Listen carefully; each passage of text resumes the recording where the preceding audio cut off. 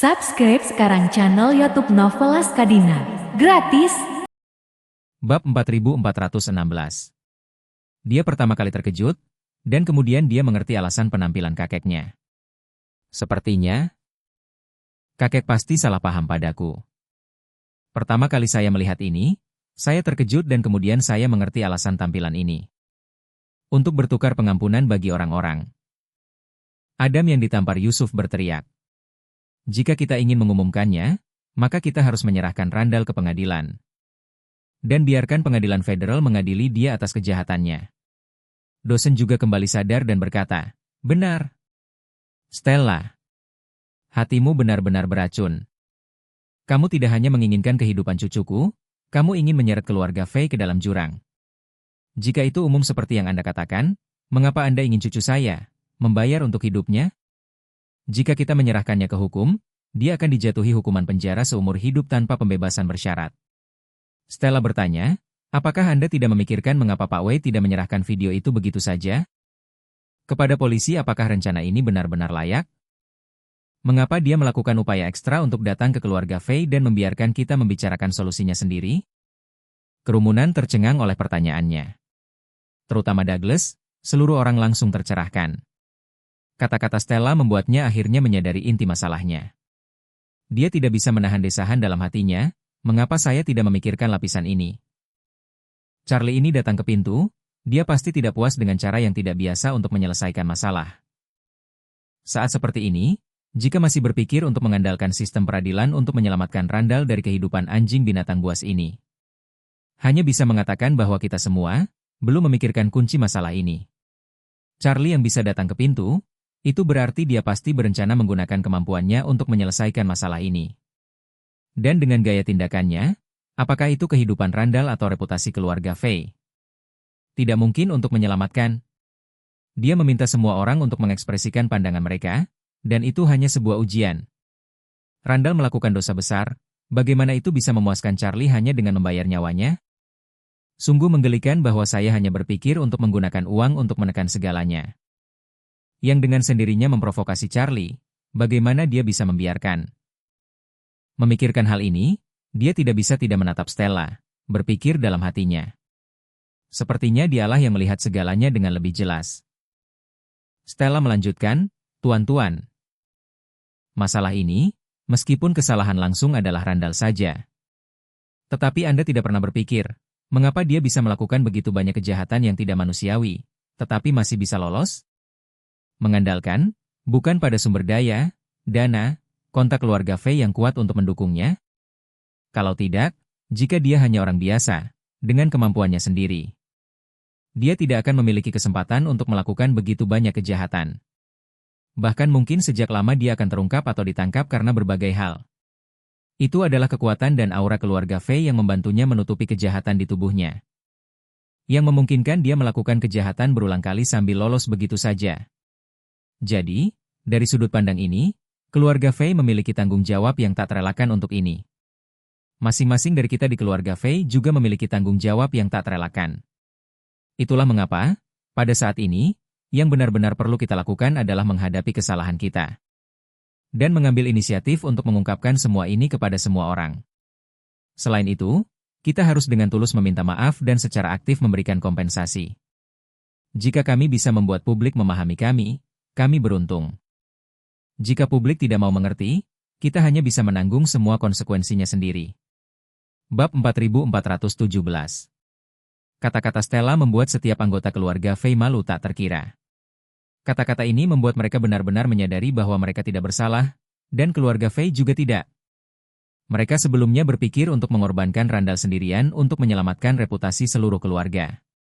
Yang setara dengan melalaikan tanggung jawab mereka di depan Charlie. Dosen adalah orang pertama yang sadar kembali saat ini.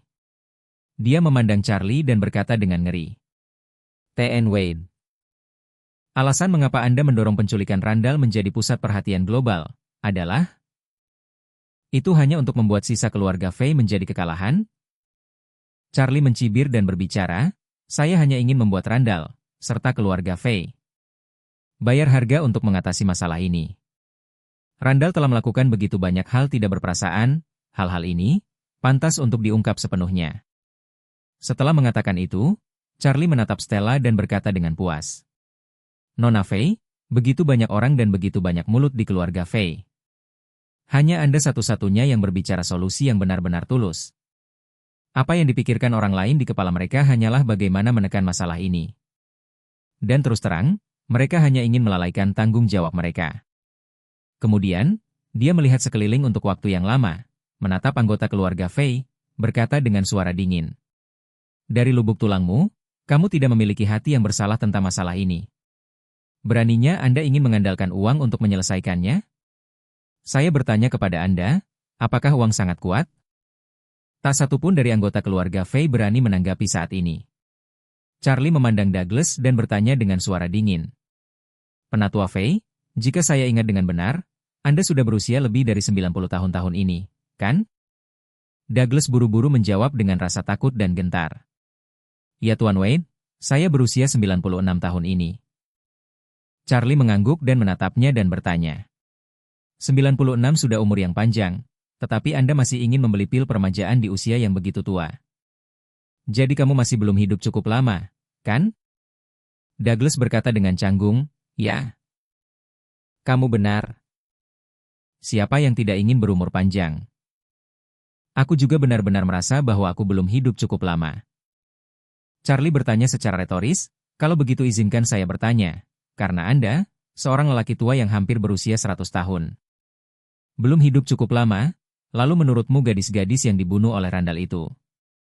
Siapa yang berusia remaja dan 20-an, apakah mereka hidup cukup lama? Douglas tidak menyangka bahwa Charlie benar-benar kembali ke topik gadis-gadis lugu itu. Pada titik ini, dia hanya bisa menegangkan kepalanya dan berkeringat. Mereka pasti tidak hidup cukup lama. Suara Charlie mengangkat beberapa poin, dan dia dengan dingin bertanya. Lalu karena mereka tidak cukup hidup, kamu membayar uang untuk menghidupkan mereka kembali dari kematian? Douglas hanya bisa berkata dengan sangat malu, Mr. Wade. Lebih banyak uang tidak dapat menghidupkan kembali orang, tetapi jika kompensasinya cukup uang, pasti akan memberikan solusi yang memuaskan bagi keluarga mereka. Dan bisa membuat keluarga mereka diberi pakaian dan makanan seumur hidup. Charlie mendengus dan mengangguk, ya, kau benar. Ini adalah pemikiran yang melekat pada Anda orang kaya.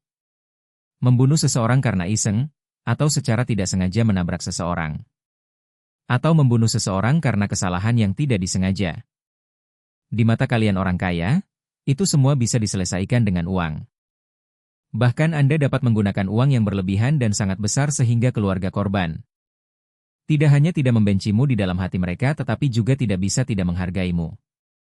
Bahkan jika mereka pergi ke pengadilan, mereka juga akan menunjukkan pemahaman mereka tentang Anda di depan hakim. Bab 4418. Berbicara di sini, Charlie tiba-tiba menjadi bersemangat secara emosional dan bertanya dengan keras.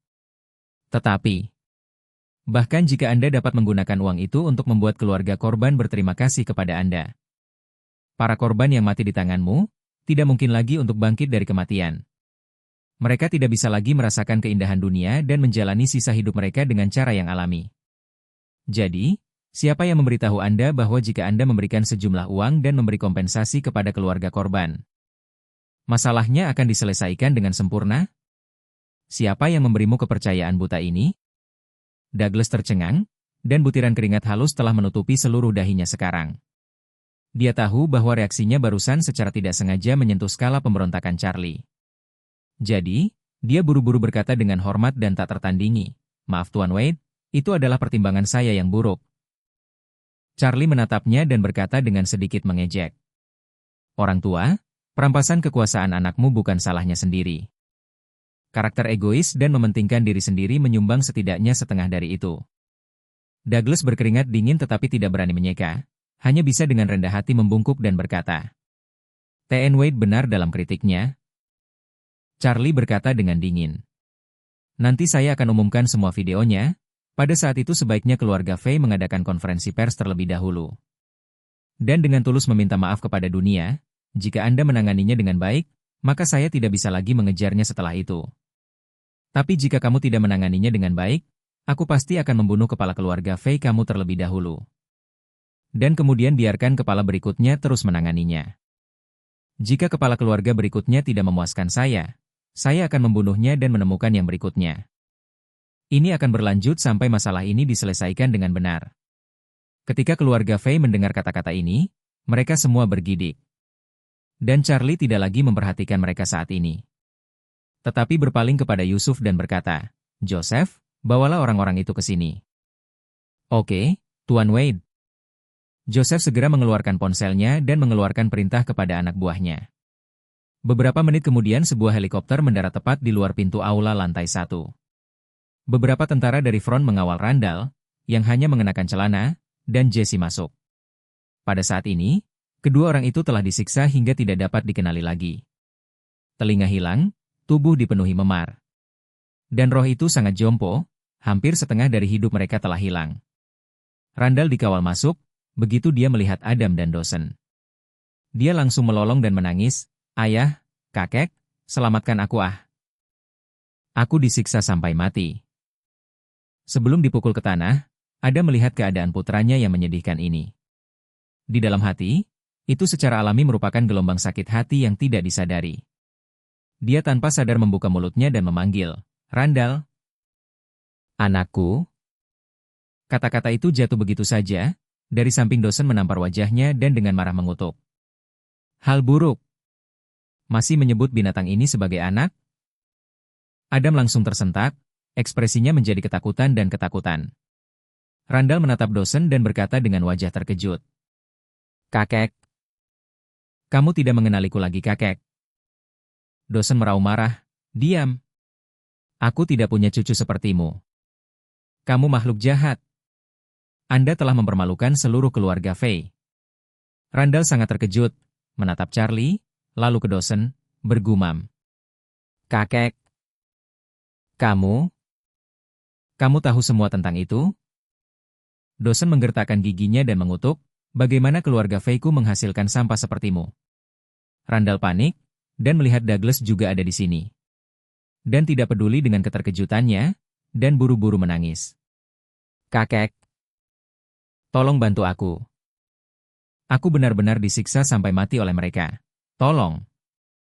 Douglas bahkan lebih marah, menunjuk hidungnya dan mengutuk, "Bajingan, kamu bahkan tidak pantas mati." Randall kali ini benar-benar panik. Dia tidak menyangka bahwa kerabatnya yang dulu menyayanginya sekarang begitu acuh tak acuh padanya. Jika mereka tidak mau menyelamatkannya, maka dia tidak hanya memiliki satu cara untuk mati.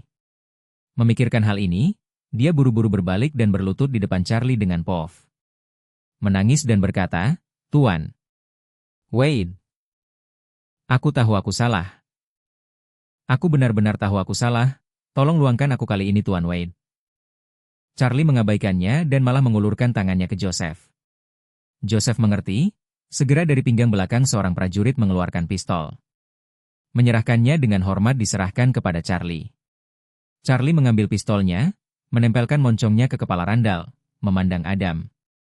Dan bertanya dengan suara keras, "Adam, hari ini aku membunuh anakmu untuk menghilangkan bahaya bagi orang-orang. Dan lakukan keadilan untuk surga. Apakah Anda yakin bahwa tindakan ini benar?" Bab 4419. Kata-kata Charlie terdengar seperti guntur bagi setiap anggota keluarga Fei, memekakan telinga mereka. Semua orang bisa melihat bahwa wajah Charlie penuh dengan kehikmatan. Sama sekali tidak dalam ujian, apalagi lelucon. Wajah Adam pucat dan penuh air mata. Dia tahu betul bahwa tidak peduli apa yang dia katakan. Tidak mungkin menyelamatkan nyawa putranya. Jika dia mengatakan hal yang salah sekarang, maka ketika putranya meninggal, nasibnya juga akan terlalu menyedihkan. Jadi, dia hanya bisa menundukkan kepalanya, tidak berani menatap Charlie, apalagi tidak berani menjawab. Charlie tidak membiarkannya berlarut-larut, tetapi bertanya dengan suara tegas. "Adam Fei, saya bertanya sekali lagi. Saya membunuh putra Anda, apakah Anda puas?" Adam sangat ketakutan dengan kata-kata Charlie sehingga tubuhnya langsung lumpuh. Dia terpaksa mundur oleh sikap agresif Charlie, dan jantungnya runtuh. Jadi dia hanya bisa berlutut di tanah, melipat tangannya, dan terus membungkuk. Sambil berteriak keras putus asa pelan, "Aku tunduk. Saya serahkan. Saya serahkan." Begitu Randall mendengar ini, seluruh matanya menjadi hitam dan dia hampir pingsan. Keinginan kuat untuk hidup mendorongnya untuk menatap tajam ayahnya, mendesis, dan berteriak. Ayah! Anda harus menyelamatkan saya. Ayah! Kamu tidak bisa hanya berdiri dan melihatnya membunuhku. Ayah! Adam memalingkan wajahnya ke samping dan berkata dengan gigi terkatup. Semua ini adalah apa yang Anda minta. Dan saya tidak bisa menyelamatkan Anda. Randall berteriak dari mulutnya, kamu tidak bisa begitu tidak berperasaan ayah. Aku adalah benih keluarga Fei, jika kalian melihatku terbunuh. Dengan mata kepala sendiri, bisakah kamu menjalani sisa hidupmu dengan damai? Charlie menendang dadanya dan berkata dengan suara dingin. Jika Anda berbicara omong kosong lagi, saya jamin hidup Anda akan lebih buruk daripada kematian. Ketika Randall mendengar ini, meskipun seluruh tubuhnya sangat kesakitan, dia tidak berani mengatakan sepatah kata pun. Penyiksaan tidak manusiawi dalam 2 hari terakhir jauh lebih mengerikan daripada neraka baginya. Dan dia sudah sangat ketakutan. Pada saat ini, Charlie bertanya kepada Adam. Adam, saya bertanya lagi, putra Anda Randall, apakah dia tidak harus mati? Adam memejamkan mata dan berteriak putus asa. DMN? DMN itu. Charlie mengangguk, lagi. Melihat kakek Randall, Dawson memandangnya dan bertanya dengan suara dingin, Dawson, aku membunuh cucumu, apakah kamu puas? Dawson segera membungkuk, tidak berani mengangkat kepalanya. Dan berkata dengan suara nyaring, Tuan. Wait, aku puas. Charlie mengerutkan kening dan bertanya, apakah kamu benar-benar puas? Dawson berulang kali berkata, saya sangat puas. Saya sangat puas.